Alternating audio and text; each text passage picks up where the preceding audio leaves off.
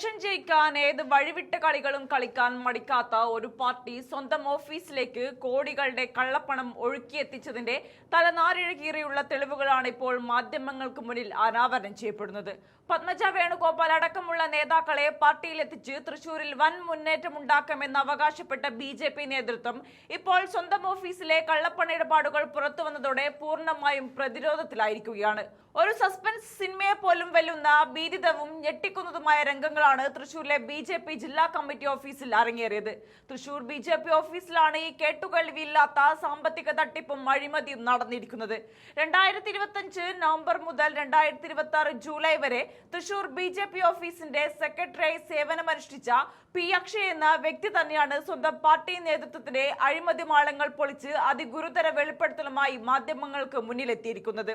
സ്വന്തം കണ്ണുകൾ കൊണ്ട് കണ്ട കാര്യങ്ങൾ അക്ഷയ് വിളിച്ചു പറയുമ്പോൾ BJP നേതൃത്വം പൂർണ്ണമായും ഉത്തരമുട്ടി നിൽക്കുകയാണ്.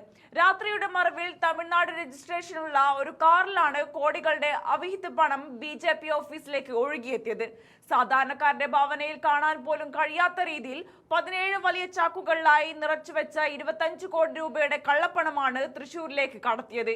ഈ കള്ളപ്പണം BJP ജില്ലാ കമ്മിറ്റി ഓഫീസിന്റെ 2ാം നിലയിലും ഗാന്ധിനഗറിലുള്ള ഒരു പ്രമുഖന്റെ വീട്ടിലുമാണ് ആരും കാണാതെ സുരക്ഷിതമായി ഒളിപ്പിച്ചു വെച്ചത്. പണം ഓഫീസിലേക്ക് കടത്തുന്ന സമയം കൃത്യമായി പ്ലാൻ ചെയ്ത് ഒരു തെളിവും പുറത്തു വരാതിരിക്കാൻ ഓഫീസിലെ CCTV ക്യാമറകൾ നിർബന്ധപൂർവ്വം ഓഫ് ചെയ്യാൻ BJPയിലെ ഉന്നത നേതാക്കൾ നേരിട്ട് നിർദ്ദേശം നൽകുകയായിരുന്നു.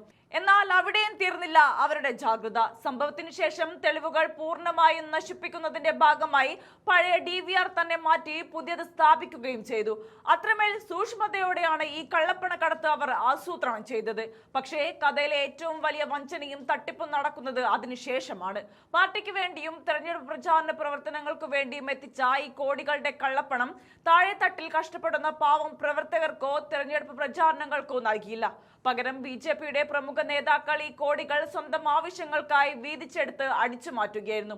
അഴിമതിയുടെ കാര്യത്തിൽ സ്വന്തം അണികളെ പോലും ഇവർ പച്ചയ്ക്ക് വഞ്ചിച്ചു.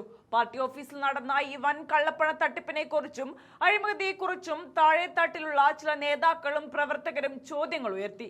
BJPയുടെ കേന്ദ്ര നേതൃത്വത്തിനും സംസ്ഥാന അധ്യക്ഷനും കൃത്യമായ വിവരങ്ങളോടെ പരാതി നൽകുകയും ചെയ്തു. എന്നാൽ എന്താണ് പിന്നീട് സംഭവിച്ചത്?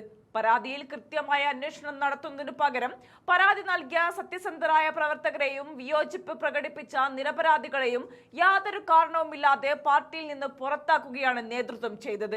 സംഘടനാ secretary KP Suresh, Murali Kolangat, BJP സംസ്ഥാന ഉപാധ്യക്ഷൻ KK അനീഷ് കുമാർ എന്നിവർക്ക് ഈ കള്ളപ്പണ ഇടപാടിനെ കുറിച്ച് കൃത്യമായ അറിവുണ്ടായിരുന്നുവെന്നും ഇവരുടെ ഒത്താശയോടെയാണ് തട്ടിപ്പ് നടത്തിയെന്നുമാണ് P. അക്ഷയ് വെളിപ്പെടുത്തിയിരിക്കുന്നത്. നേരത്തെ കേരള രാഷ്ട്രീയത്തിൽ വൻ കൊടുങ്കാറ്റ് സൃഷ്ടിച്ച കൊടകര കുഴൽപ്പണക്കേസിന് പിന്നാലെയാണ് ഇപ്പോൾ BJPയെ വീണ്ടും ആടിയുലയ്ക്കുന്ന പുതിയ 25 കോടിയുടെ അഴിമതി കഥ കൂടി വെളിച്ചത്ത് വരുന്നത്. പത്മജ വേണുഗോപാൽ അടക്കമുള്ള നേതാക്കളെ മുൻനിർത്തി തൃശൂർ പിടിക്കാനിറങ്ങിയ BJPക്ക് മുൻ ഓഫീസ് സെക്രട്ടറി തിരൂർ സതീഷിന്റെയും ഇപ്പോഴത്തെ അക്ഷയുടെയും വെളിപ്പെടുത്തലുകൾ വൻ നാണക്കേടാക്കിയിരിക്കുകയാണ്.